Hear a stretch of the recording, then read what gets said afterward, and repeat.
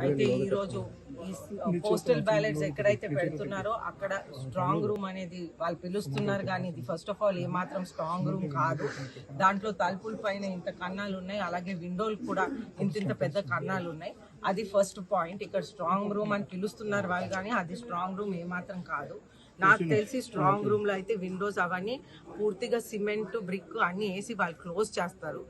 దానికి ఒక standard thing ఉంటుంది. ఇది ఏమాత్రం స్ట్రాంగ్ రూమ్ లాగా నాకైతే కనిపించట్లేదు, కానీ వాళ్ళైతే స్ట్రాంగ్ రూమ్ అని పిలుస్తున్నారు. అది ఫస్ట్ థింగ్. నెక్స్ట్ ఈ రోజు ఆఫ్టర్నూన్ ఏంటంటే ఈ స్ట్రాంగ్ రూమ్ ని ఓపెన్ చేశారు. ఎక్కడైతే పోస్టల్ బ్యాలెట్స్ పెట్టారో అది ఓపెన్ చేశారు.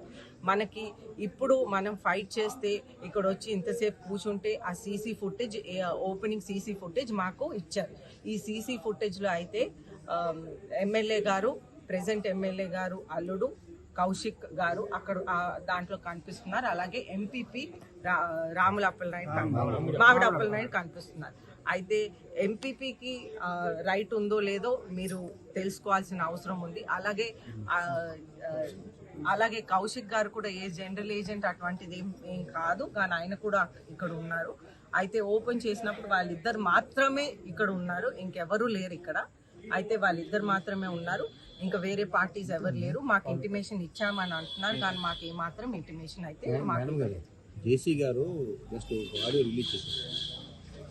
ఆ ఆడియోలో ఏం చెప్పారంటే మధ్యాహ్నం 3 గంటలకి ఏదైతే పోస్టల్ బ్యాలెట్ లిస్ట్ పోస్ట్ వచ్చిందో అది బ్యాలెట్ ఓపెన్ చేస్తున్నాము, అది ఆల్ పొలిటికల్ పార్టీస్కి వారలుగా మేము సమాచారం ఇచ్చాము అని చెప్తున్నారు. అది ఎంతవరకు వస్తుంది? మాకైతే ఏ సమాచారం ఇవ్వలేదు మేడం. కాల్ రికార్డ్ మా దగ్గర ఉంది, రికార్డు ఓవరాల్గా మా దగ్గర ఉంది, ఇన్ఫర్మేషన్ ఇచ్చినట్టు, కానీ వాళ్ళు రాలేదని చెప్పి జేసీ గారు ఎవరు ప్రజెంట్ సిచ్యువేషన్ మీకు ఏమైనా ఇచ్చిందా? ఏం రాలేదు. కలెక్టర్ గారు దృష్టి తీసుకెళ్లారండి ఈ విషయాన్ని. ఎలక్షన్ కమిషన్ కూడా నేను ఆల్రెడీ రాశాను, ఫోన్లో మాట్లాడారు, ఎలక్షన్ రాశానండి, ఈమెయిల్ రాశాను, పార్టీ ఆఫీస్ కూడా రాశాను. మేడం ఇక్కడ బ్యాలెట్ బాక్సులు పెడుతున్నట్టు ఆర్ఎన్బి నుంచి ఈ రూమ్కి అప్రూవ్ ఉందని చెప్పి పర్మిషన్ తీసుకున్నారంట జేసీ గారు.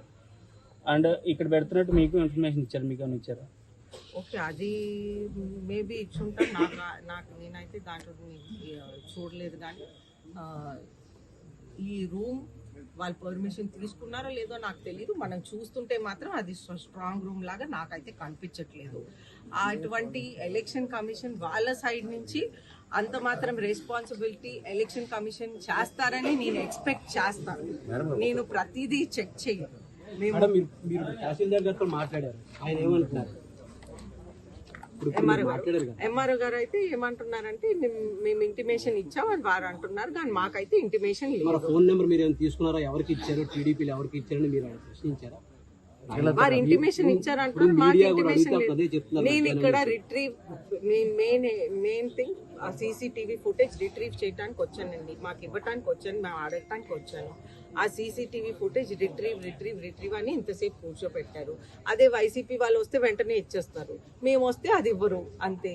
అది గంట సేపు అరగంట సేపు ఎంతో టైం పడుతుంది. మేడం ఈ స్ట్రాంగ్ రూమ్ పరిస్థితి ఒక కానిస్టేబుల్ సెక్యూరిటీ పెట్టారు, అది స్ట్రాంగ్ రూమ్ అని అంటున్నారండి. ఇక్కడ ఉన్న సెక్యూరిటీ నేను వచ్చినప్పుడు అయితే ఒక కానిస్టేబుల్ ఉన్నారండి.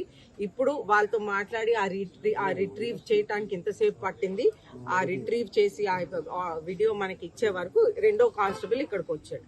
ఆ కానిస్టేబుల్ ఇద్దరు కానిస్టేబుల్స్ తో ఈ స్ట్రాంగ్ రూమ్ పనిచేస్తుందండి. ఆ విధంగా ఉంది. ఎలక్షన్ కూడా అలాగే నడిపించారండి. ఒక కానిస్టేబుల్, ఒక బూత్ ఉన్నా, 2 బూత్ ఉన్నా, 3 బూత్ ఉన్నా, 4 బూత్ ఉన్నా ఒక కానిస్టేబుల్. ఫోన్లు చేసి ఏదైనా ప్రాబ్లం వస్తుంటే ఎస్పీ గారితో మాట్లాడుతుంటే మాకు ఫోర్స్ లేదని చెప్పారు.